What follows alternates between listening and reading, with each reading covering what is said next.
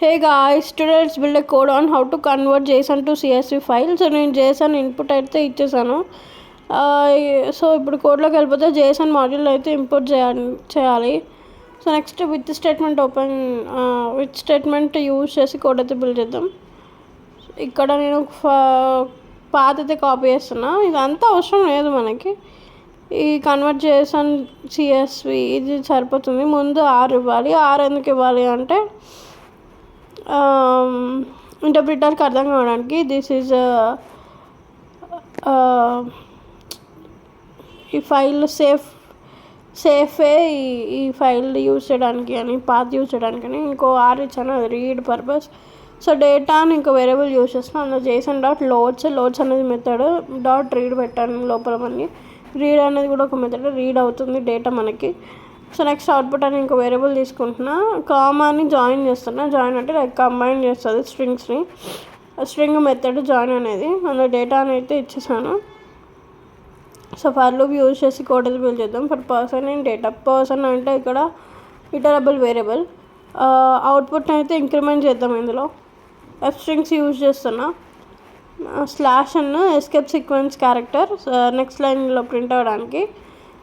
ఏమేమి ప్రింట్ అవ్వాలంటే name, person age, person place, ఇవి మూడు అయితే మనకి ప్రింట్ అవుతాయి. ఓకే,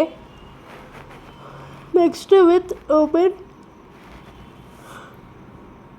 మనం ఇందాక ఇన్పుట్కి ఇచ్చాం కదా, మరి అవుట్పుట్ కూడా ఇవ్వాలి కదా, అందుకే మళ్ళీ విత్ ఓపెన్ స్టేట్మెంట్ అయితే యూజ్ చేస్తున్నా. సో ఇందులో కన్వర్ట్ JSON CSV మనం అదే కన్వర్ట్ చేయాలి కదా, సో అదే తీసుకుంటున్నా. ఇక్కడ అవుట్పుట్ అని పాస్ చేస్తున్నా. కమా డాట్ CSV కమా డబ్ల్యూ అంటే రైట్ ఇస్తుంది యాజ్ CSV ఫైల్. ఇందులో నేను CSV file dot right method use చేస్తున్నా. అవుట్పుట్ని అయితే పాస్ చేశాను. ఓకే, కోడ్ అయితే అయిపోయింది. ఒకసారి రన్ చేద్దాం.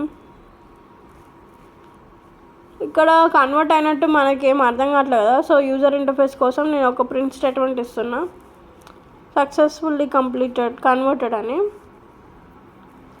Successfully converted. ఓకే, ఇప్పుడు రన్ చేద్దాం మళ్ళీ.